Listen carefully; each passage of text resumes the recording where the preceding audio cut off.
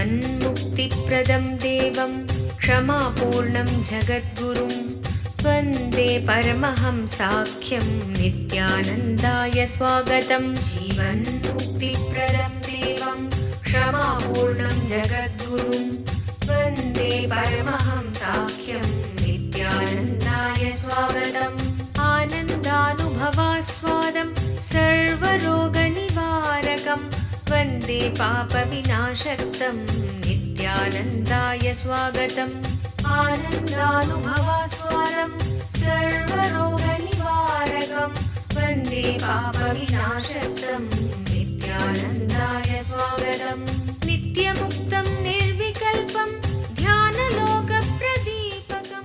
ಪರಮಹಂಸ ನಿತ್ಯಾನಂದರು ನಮ್ಮ ಯುಗದ ಒಬ್ಬ ಅಭೂತಪೂರ್ವ ಆಧ್ಯಾತ್ಮಿಕ ಶಕ್ತಿ, ಅಂತಾರಾಷ್ಟ್ರೀಯ ಆಧ್ಯಾತ್ಮಿಕ ಸಮಾಜದ ಆಂದೋಲನದ ಸಂಸ್ಥಾಪಕರು, ಆಧುನಿಕ ವೈದಿಕ ನವೋದಯದ ಪ್ರಥಮ ಅನ್ವೇಷಕ, ಪವಿತ್ರ ಊರಾದ ತಿರುವಣ್ಣಾಮಲೈನಲ್ಲಿ ಜನ್ಮ ತಾಳಿದ ಒಬ್ಬ ಯೋಗಿ, ಕೆಚ್ಚೆದೆಯ ಆಧ್ಯಾತ್ಮಿಕ ಸಂಶೋಧಕ, ದೈವಶಕ್ತಿಯ ಮಾರ್ಗದರ್ಶಕ ಜ್ಯೋತಿ. ಪರಮಹಂಸ ನಿತ್ಯಾನಂದರು ಇಂದು ಪ್ರಾಚೀನ ರಹಸ್ಯಾರ್ಥ ಯೋಗ ವಿಜ್ಞಾನದ ಪಥದಲ್ಲಿರುವ ಲಕ್ಷಾಂತರ ನಿಪುಣರಿಗೆ ಸ್ಫೂರ್ತಿದಾಯಕರಾಗಿದ್ದಾರೆ. ಆಧ್ಯಾತ್ಮಿಕತೆಯ ವಿಜ್ಞಾನದ ಸಂಶೋಧನಾಕಾರ, ಆತ್ಮ ಸಾಕ್ಷಾತ್ಕಾರ ತೋರುವ ಗುರುಗಳು.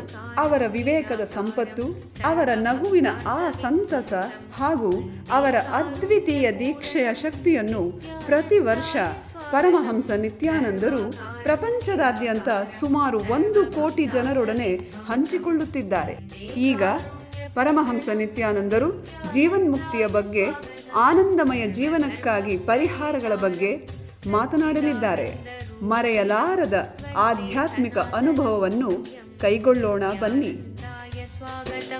ಸರ್ವಧರ್ಮ ಪ್ರಣೇತಾರಂ ಸಚ್ಚಿದಾನಂದರೂಪಿಣಂ ವಂದೇ ಸನಾತನಂ ಪುಣ್ಯಂ ನಿತ್ಯಾನಂದಾಯ ಸ್ವಾಗತಂ. ವೇದ ವೇದಾಂತ ಸಂವೇದ್ಯಂ ದೇವದೇವಿ.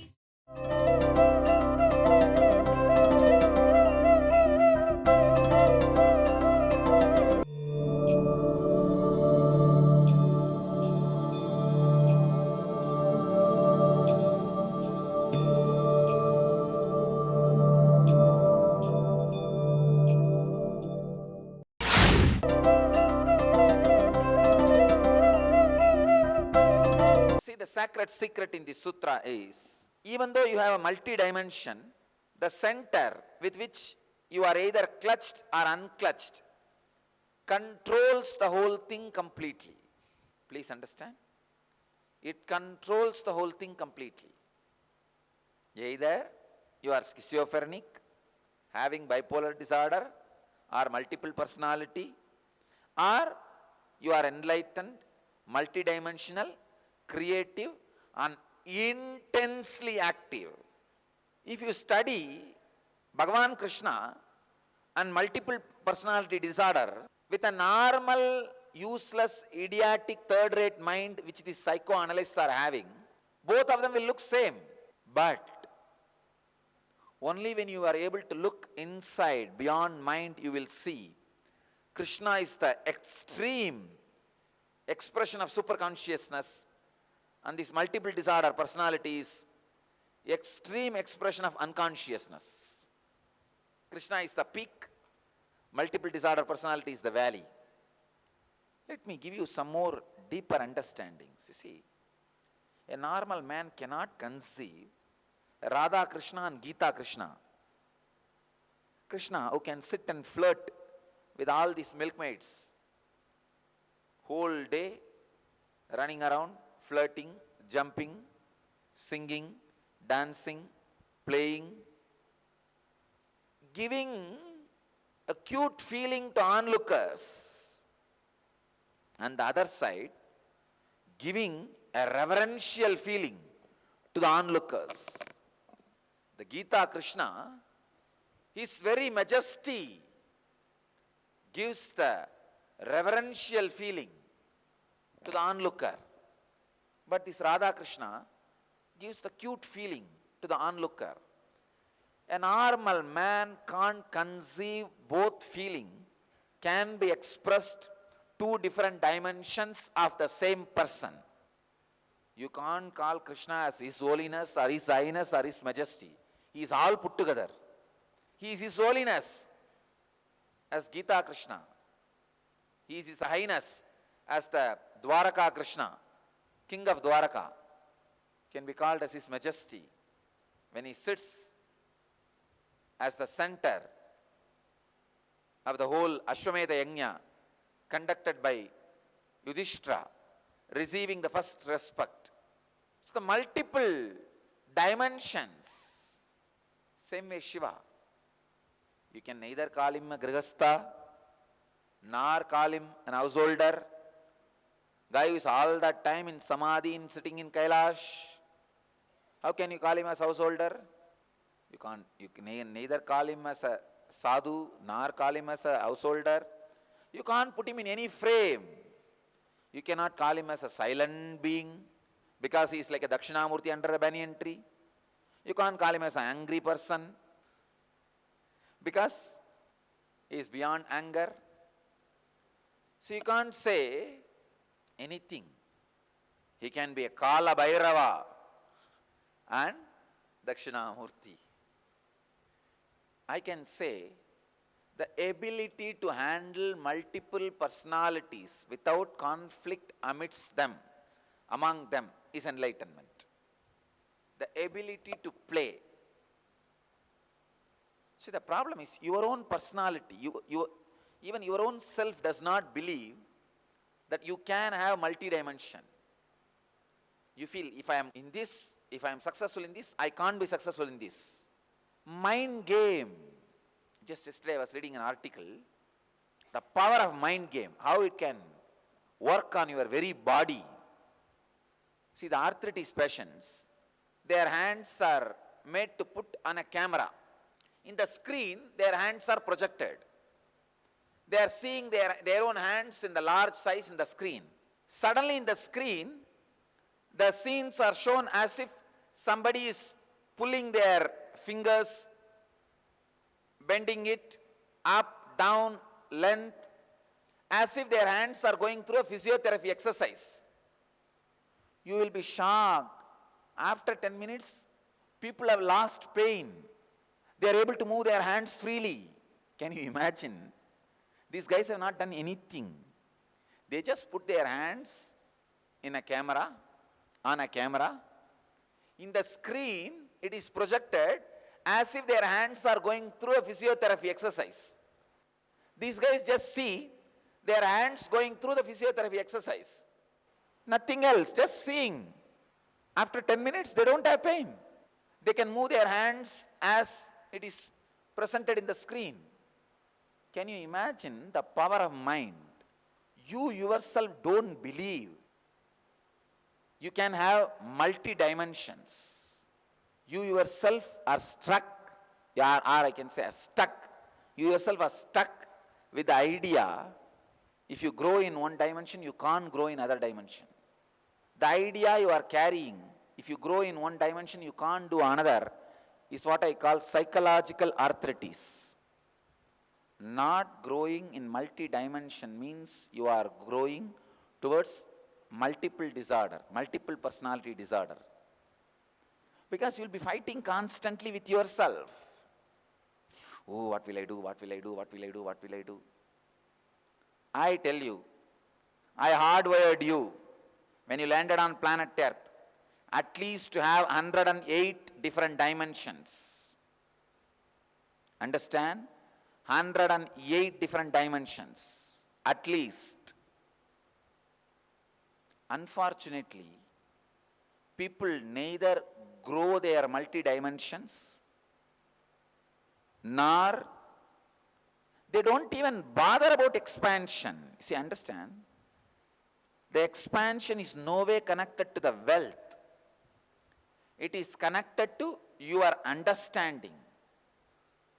See, in our ashram, we don't have any problem if somebody is expanding in certain dimension to support them with all the infrastructure they need.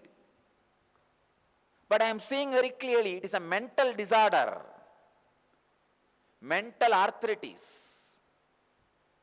experiencing the multi-dimension is no way related to money or opportunity. It is related to your mental setup and your will. That's all, nothing else. Becoming a leader is a simple conscious will, nothing else. Becoming a multi-dimensional leader is just conscious will.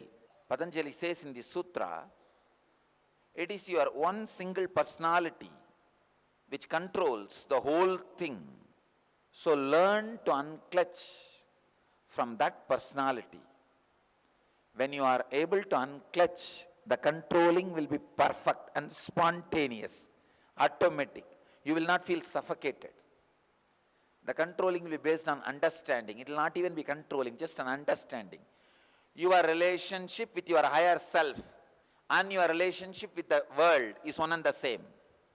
If you are clutched with your higher self, you will be clutched with the world and suffering throughout. If you are unclutched with your higher self, you will have the tremendous devoted connection. And same way, you will have the tremendous devoted connection with the world. Having tremendous devoted connection with the world is what I call freedom. You only have two options. Either your multi-dimensions constantly feel, if one grows, the other cannot grow and fights itself. And not only that, sometimes you feel to be enlightened, all dimensions need to be destroyed, and you go on destroying all dimensions. That's what people sometimes feel. If I have to become enlightened, I should not create wealth. I should be completely destroying my wealth creating ambition and dimension. No. Bill Gates is more closer to enlightenment than the Bandra slum boy. Understand? Of course, the Bandra slum boy is ready to expand his dimension of creating wealth. He will also grow towards enlightenment. If you think creating wealth, if I work on the dimension of creating wealth, I will be losing enlightenment, you are wrong. Your whole system is like a pipelines connected to one pot. If that pot is filled with nectar, all pipelines will receive nectar. If that pot is filled with poison, all pipelines will receive poison. You cannot say only one dimension. Your being also is also like that. All your different minds are different, multi-dimension, different pipelines. The main part is your center consciousness. If your center consciousness is awakened, all pipelines, all your multi-dimensions will be awakened and successful. I have decided every important truth I reveal, I will send the energy also to program your inner self with the truth. Let the Vani, Sarasavani, Saraswati flows through this tongue, program your inner being also. See, in your body, you always carry an idea. Your limit is only this much. Break that idea by doing more. For example, if you feel you can lift only 10 kg, lift 15 kg and break that idea that your body is limited. Same way, if your mind says, I can work only 8 hours a day, for next 3 months, take it up as a sadhana. Work for 12 hours and break that idea. Breaking yourself free and opening all dimensions is what is the sacred secret you need to learn in this sutra. Then automatically you will have such a deep, devoted, grateful, gratitude-based connection towards the center core of your personality, which is the higher self, God. All the different dimensions of Shiva, Kalabhairava, Veerabhadra, Chandeshanada, Gajasamharamurti, Lingodbhava, all different dimensions of Shiva, Chakradhanamurti, Nataraja, all different dimensions of Shiva are controlled by center dimension, Dakshinamurti, the silent, energetic presence. Same way, you also have multiple dimensions, and the center of you, which is your higher self, super consciousness, controls the whole thing. expand and express all your different multiple dimensions, you will experience Shiva in your consciousness. When he goes to destroy Brahma, Brahma's ego is Kalabhairava. When he goes to destroy Daksha's Yajna, is Veerabhadra. When he goes to bless Vishnu with a Sri Chakra, Sudarshana Chakra, he is Chakradana Murti. When he gives Pashubhata to Arjuna, he is Pashubhadanugraha Murti. When he blesses his servant Chandeshwara, he is Chandeshanugraha Murti. Different dimensions of Shiva. When he sits under the banyan tree to give enlightenment to Sanagadi Rishis, he is Dakshinamurti.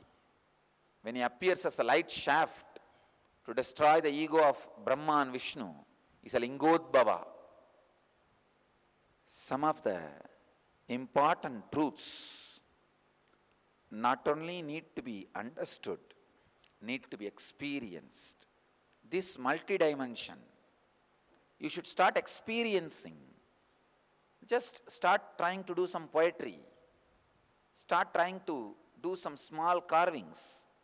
You don't need to get a Nobel Prize. Who is going to give? Nobody is interested. Relax. You don't need to bother about perfection. Just trying. Try different dimensions of you. That is why they say Shiva has taken 64 forms to express 64 arts. All the 64 arts are 64 dimensions of you. Even a normal man, to be a perfect human being, should be able to express 64 dimensions. But as a mystic, you should be able to express at least 108 dimensions. When the non-mechanical parts of your brain is awakened, you will be perfectly radiating at least 108 dimensions. So try to express the multiple dimensions. Naturally the energy which controls you inside, all your multiple dimensions, you will have a beautiful relationship with it. You will experience the ultimate experience, being a yogi. ಖಿನ್ನತೆ ನಿಮ್ಮನ್ನು ಕೊಲ್ಲುತ್ತಿದೆಯೇ? ಭವಿಷ್ಯವನ್ನು ಎದುರಿಸಲು ನಿಮಗೆ ಭಯವಾಗುತ್ತಿದೆಯೇ? ನಿಮ್ಮ ಹಿಂದಿನ ನೆನಪುಗಳು ನಿಮ್ಮನ್ನು ಕಾಡುತ್ತಿವೆಯೇ? ಇವೆಲ್ಲಕ್ಕೂ ಮೂಲ ಕಾರಣ ಬಾಲ್ಯದಿಂದಲೇ ಸಮಾಜವು ನಿಮ್ಮಲ್ಲಿ ಸೃಷ್ಟಿಸಿರುವ ನಕಾರಾತ್ಮಕವಾದ ಮನೋವೃತ್ತಿ, ಅಂದರೆ ಸಂಸ್ಕಾರಗಳು. ನಿಮ್ಮ ಸಮಸ್ಯೆಗಳಿಂದ ಹೊರಬರಲು ಒಂದೇ ಮಾರ್ಗವೆಂದರೆ ಈ ನಕಾರಾತ್ಮಕ ಮನೋವೃತ್ತಿಗಳನ್ನು ನಾಶಗೊಳಿಸುವುದು. ನಿತ್ಯಾನಂದ ಸ್ಫುರಣ ಕಾರ್ಯಕ್ರಮ ಪ್ರಬಲಯುಕ್ತವಾದ ಧ್ಯಾನ ತಂತ್ರಗಳ ಹಾಗೂ ಪ್ರಕ್ರಿಯೆಗಳ ಮೂಲಕ ನಿಮ್ಮಲ್ಲಿ ಆಳವಾಗಿ ಬೇರೂರಿರುವ ನಕಾರಾತ್ಮಕ ಮನೋವೃತ್ತಿಗಳಿಂದ ಮುಕ್ತಗೊಳ್ಳಲು ಸಹಾಯ ಮಾಡುತ್ತದೆ. Your life is basically bliss. Anything you feel other than bliss is a samskara, engraved memory. These 4 days I am going to remove those engraved memories from you. ಮಗುವಾಗಿದ್ದಾಗ ನೀವು ಅನುಭವಿಸಿದ ಆ ನಿರ್ಮಲವಾದ ಮುಗ್ಧತೆಯ ಆನಂದವನ್ನು ಮತ್ತೆ ಕಂಡುಕೊಳ್ಳಲು ಒಂದು ಮಹತ್ತರವಾದ ಅವಕಾಶ. ದಿನಾಂಕ ಮಾರ್ಚ್ 1 ರಿಂದ 4, 2012. ಸ್ಥಳ ನಿತ್ಯಾನಂದ ಧ್ಯಾನಪೀಠ, ನಿತ್ಯಾನಂದಪುರಿ, ನಿತ್ಯಾನಂದ ನಗರ, ಮೈಸೂರು ರಸ್ತೆ, ಬಿಡದಿ, ಬೆಂಗಳೂರು. ದೂರವಾಣಿ ಸಂಖ್ಯೆ 1800-425-22333, 0974-220-3311.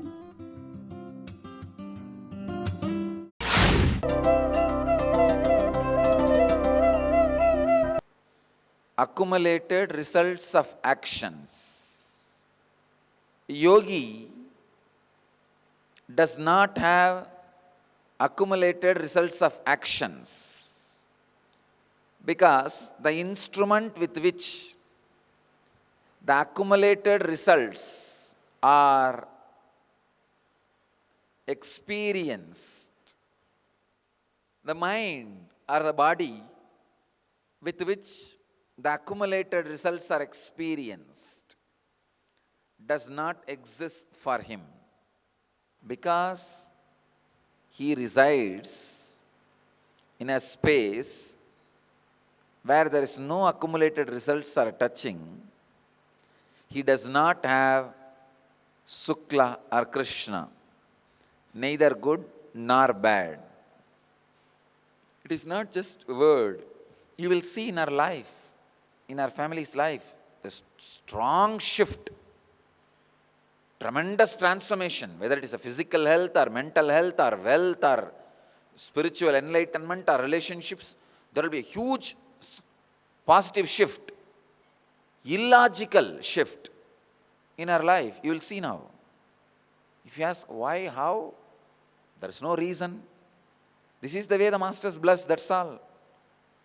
That is why Dharma very beautifully insists. Dharmaraja in Mahabharata says very clearly, whatever you give for the God comes 10,000 folds back. For example, you are sitting in India, but you have billions of dollars, American currency, and you are never going to go back to America. It is never going to be useful for you, and you can't exchange. What will you do? You will call somebody who is from America, who would have just called you by phone once and said, happy birthday. You will say, I know only this one person in America, and I have this much of dollars, which I can't directly use. Anyhow, it is not useful in my life. Please have it, 10 billion. For you, it is nothing, because it is not useful for you. But for the person who is receiving, God, I just gave one happy birthday wishes, I got 10 billion. It's too much. This is the logic with which the karma functions with yogi, understand. Same way, the bad karma also, whether it is good karma or bad karma, this is the logic in which it functions around the master. For an ordinary man, the accumulated results of karma directly affects. If I heal somebody's cancer, I get certain good karma because that person is healed, he is happy, that merit. And I get some amount of bad karma which created cancer in him because he is not going to live that karma, that also comes. But both does not touch me. I don't get touched by any of that. Then who gets this good and bad karma? All the fellows who abuse, they all get these bad karmas. All the guys who serve, all the people who are devoted and serving his mission, they receive these good karmas. That is why ordinary devotees, ordinary householders, ordinary people who are no way qualified for anything, they don't do any tapas, they have not practiced any big yoga, meditation, even they all experience Kundalini awakening and the joy, the bliss. Even they experience materializing of vibhuti kumkum in their hands. People who receive the good things from the master, they have done only small good thing. People who receive bad karmas, also they have done only small bad things. Even if they do small bad things, that bad karma, because there is too much load. So the logic with which the effects of accumulated karma works around the master is totally different from the logic with which it works in your life. That is why when you just give one small amlaki fruit to Shankara, your house is showered with golden amlaki fruits. When you just try to give little poison milk to Sri Krishna, like Budana, the whole life is sucked out. Understand the logic with which karma functions. Why Patanjali says yogi does not have good or bad karmas, but ordinary man has. This is what he really wants to tell you through the sutra. When you go near a master, even if you suspect somebody is an enlightened being, because you can never verify, even if you suspect somebody is an enlightened being, do not abuse, disrespect. and who are strongly connected beyond ordinary ideas of karma and actions and being affected by actions, she says, come on, distribute to all of them. That's when, simply for no reason, people are levitating, Kundalini awakening, and Vibhuti is coming. And this Kundalini awakening, levitation, and the bliss you feel, and the Vibhuti you receive, and the good thing happens to you, creates more good karma now. See, if I heal you, there will be good karma and bad karma both. But if I awaken your Kundalini, and you experience levitation, and you receive, you materialize Vibhuti or Kumkum, there is no bad karma. There is only good karma happening from that. So more and more good karma is getting accumulated. So more and more people are going to experience Kundalini awakening. That's what is going to happen now. It is like a expansion of the spectrum. That is what is actually happening. The logic of karma with yogi and with ordinary man, if it is understood, thousands of decisions you make in your life will be more intelligent and proper.